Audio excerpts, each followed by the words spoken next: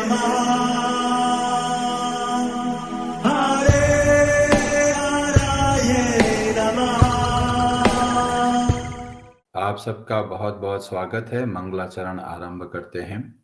ओम नमो भगवते वासुदेवाय। ओम अज्ञानतिमिरान्धस्य ज्ञानाञ्जनशलाकया चक्षुरुन्मीलितं येन तस्मै श्रीगुरवे नमः। नमः ओम विष्णुपादाय कृष्णप्रेष्ठाय भूतले श्रीमते भक्तिवेदांत स्वामिनिति नामिने। नमस्ते सारस्वते देवे गौरवाणी प्रचारिणे निर्विशेष शून्यवादी पाश्चात्य देश तारिणे। जय श्री कृष्ण चैतन्य प्रभु नित्यानंद श्री अद्वैत गदाधर श्रीवासादि गौर भक्त वृंद। हरे कृष्ण कृष्ण कृष्ण हरे हरे, हरे राम राम राम हरे हरे। कार्पण्य दोषोपहत स्वभावः पृच्छामि त्वां धर्म सम्मूढचेताः। यच्छ्रेयः स्यान्निश्चितं ब्रूहि तन्मे शिष्यस्ते अहं शाधि मां त्वां प्रपन्नम्। हरे कृष्णा जी। भगवद गीता अध्याय 3 श्लोक नंबर 20 आरंभ करते हैं। ब्रजेश्वरी जी आप पढ़ेंगे संस्कृत। हरे कृष्णा। कर्मणेव हि संसिद्धिम् अस्थिता जनकादयः लोकसंग्रहम् एवापि संपश्यं कर्तुम् अर्हसि। हरे कृष्णा। हरे कृष्ण। कर्मणा कर्म से एव ही निश्चय ही संसिद्धि पूर्णता में आस्थिताः स्थित जनक आदयः जनक तथा अन्य राजा लोक संग्रहम सामान्य लोग एव अपि भी पश्यन संपश्यन विचार करते हुए कर्तुम करने के लिए अर्हसि योग्य हो। जनक जैसे राजाओं ने केवल नियत कर्मों को करने से ही सिद्धि प्राप्त की, अतः सामान्य जनों को शिक्षित करने की दृष्टि से तुम्हें कर्म करना चाहिए। हरे कृष्ण जी। भगवान श्री कृष्ण ने पिछले श्लोक में बताया, तस्माद् असक्तः सततम कार्यम कर्म समाचर। तो अर्जुन को लगा कि ये ऐसा उपदेश है जो पता नहीं कर पाऊंगा या नहीं कर पाऊंगा। तो यह भाव को देखकर भगवान उदाहरण में बताते हैं कि ऐसा नहीं है कि तुम नहीं कर पाओगे। पहले बहुत सारे लोगों ने इस तरीके से अपने जीवन को जिया है। और उदाहरण में बताया जनक आदय, तो महाराज जनक तथा और भी बड़े बड़े जो राजा हुए वे वास्तव में राज ऋषि कहलाए।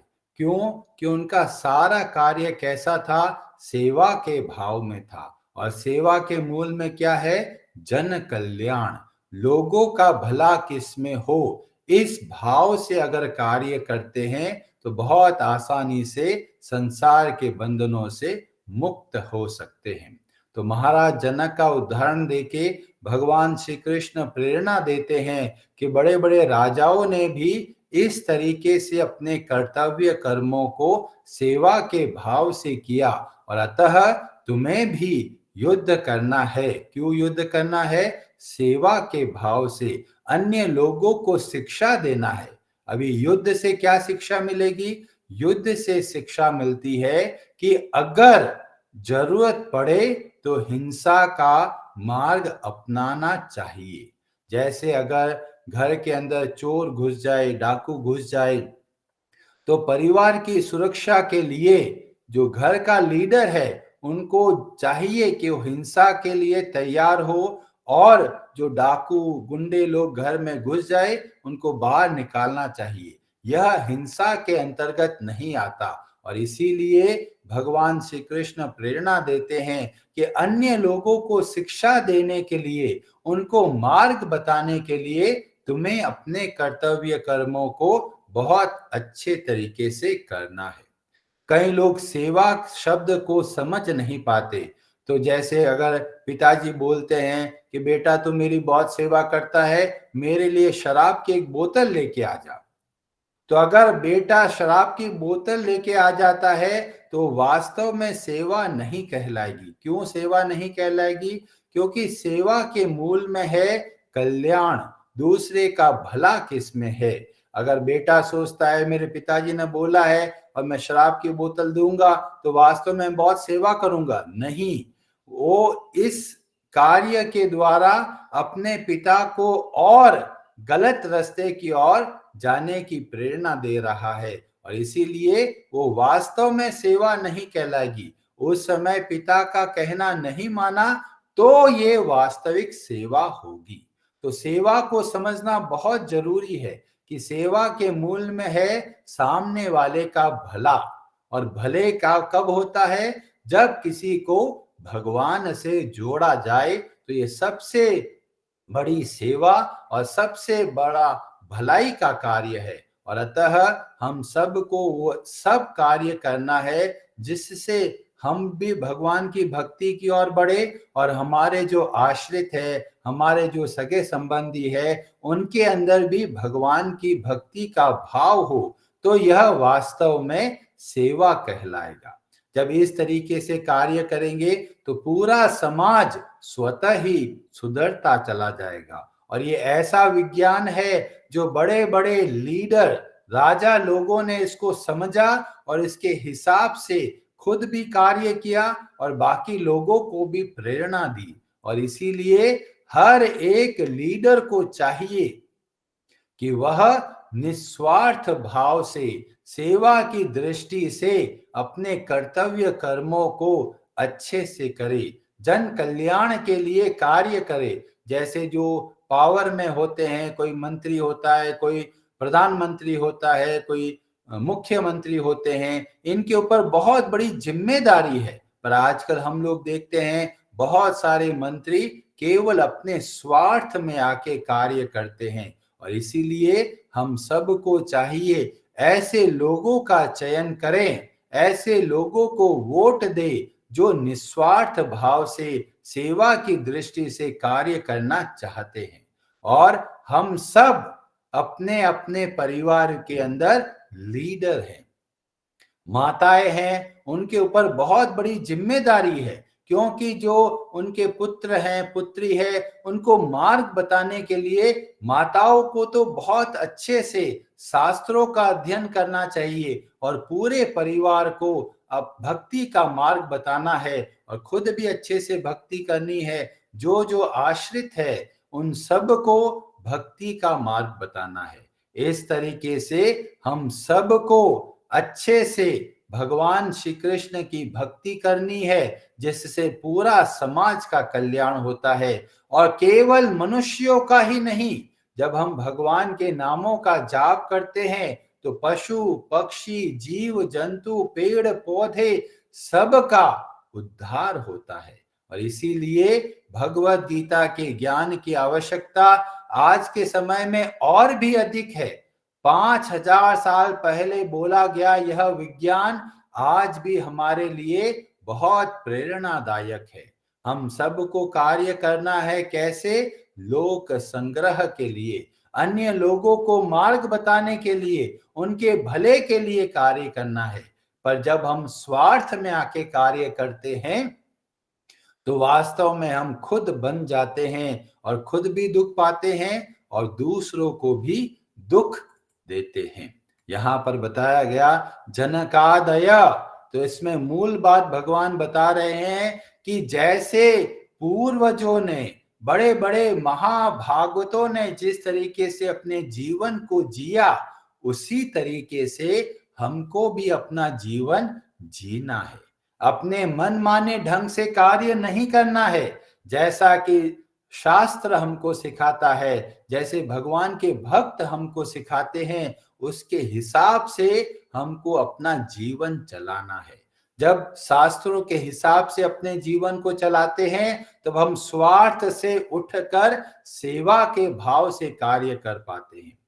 भागवतम के दूसरे स्कंद के अध्याय 8 और श्लोक नंबर 25 के अंदर परीक्षित महाराज बोलते हैं सुखदेव गोस्वामी जी के बारे में, और एक बहुत महत्वपूर्ण बात बोलते हैं। वो क्या बोलते हैं?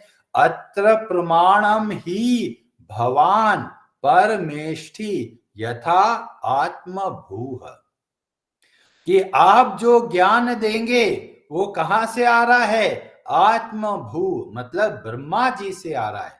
मतलब सुखदेव जी अपने मन के हिसाब से नहीं बता रहे, जो ज्ञान दे रहे हैं वो पूर्वजों का ज्ञान है, जो महान लोग हुए उनका ज्ञान है। और इसीलिए जब सुखदेव गोस्वामी जी कुछ बता रहे हैं वो प्रमाणिक है।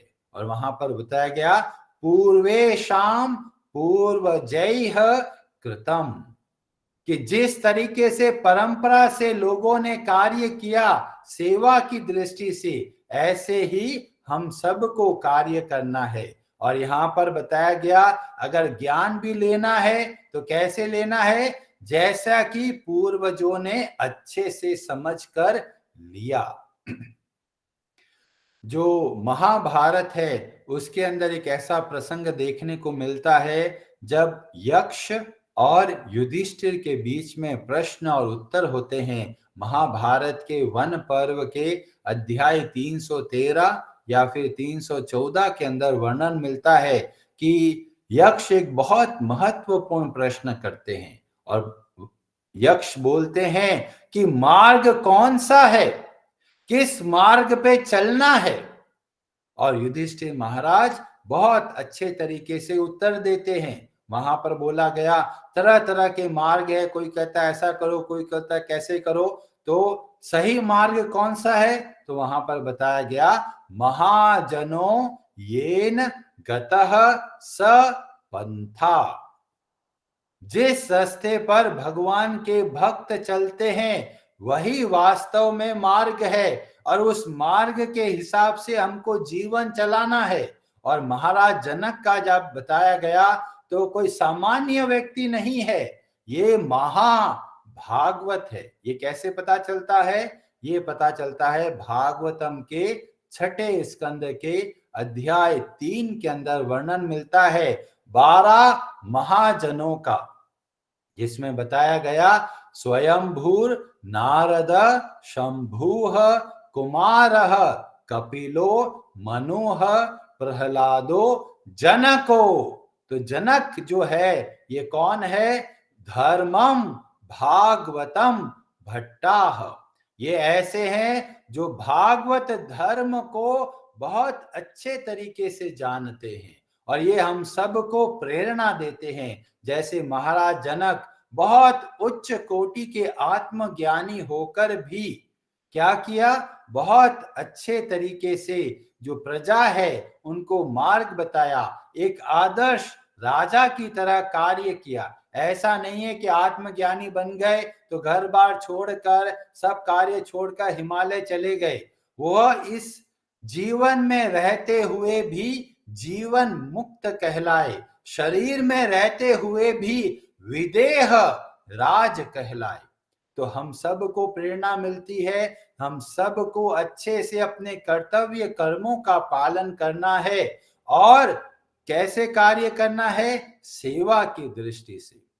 एक हमारा उपनिषद है जिसका नाम है महाउपनिषद, उसके अध्याय 2 के अंदर एक बहुत अद्भुत कथा देखने को मिलती है।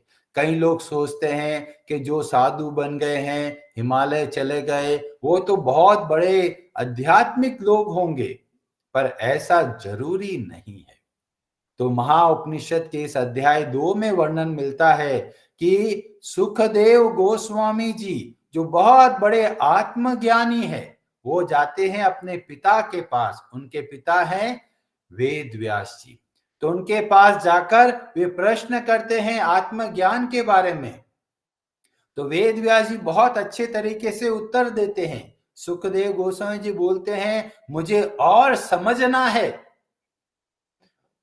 तो वेद व्यास जी बोलते हैं, ऐसा करो, तुम मिथिलापुरी जाओ, वहां पर राजा जनक से शिक्षा लेके आओ, वो तुम्हें और अच्छे से आत्मज्ञान के बारे में बताएंगे।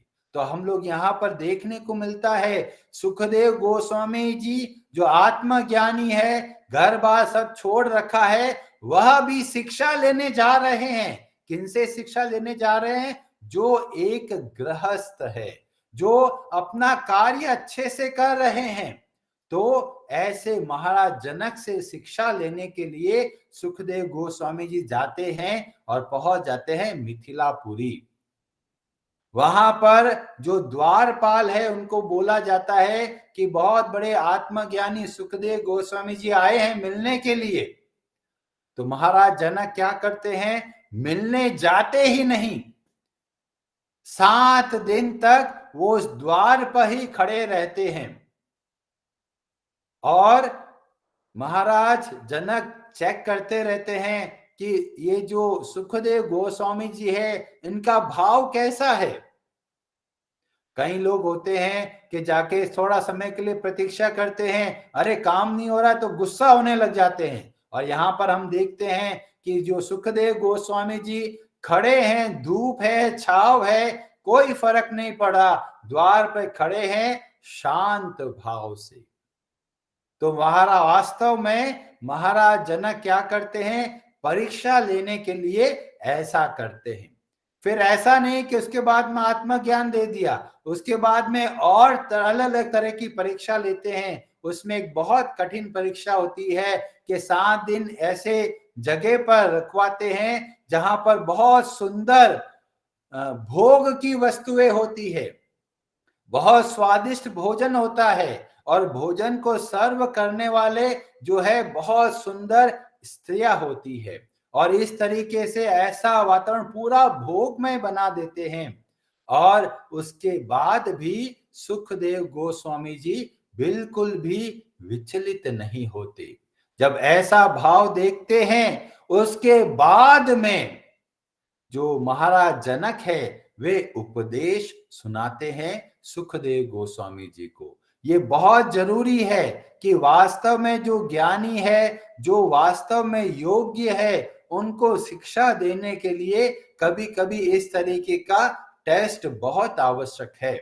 ऐसा ही टेस्ट हमको मिलता है हमारे प्राचीन मंदिरों में, जहां पर कुछ कुछ जगह पर कुछ अलग अलग तरह के भोगों के चित्र देखने को मिलता है। वो वास्तव में हमारा टेस्ट लेते हैं कि हमारे मन के अंदर भोग कितने हैं, ताकि जब हम भगवान के दर्शन करें तो हमें पता रहे कि अभी हमारा लेवल इतना है, अभी हम भोगों से इतने प्रभावित हो जाते हैं। और इसीलिए ये बहुत जरूरी है कि शास्त्रों का अध्ययन करना, जिससे हमको पता चले कि हमारे जीवन के अंदर क्या क्या कमियां है और उसको कैसे पूरा करना है। जैसे कि पूर्वज जो बड़े बड़े महान आचार्यों ने किया, उस तरीके से हमको भी अपना जीवन चलाना है।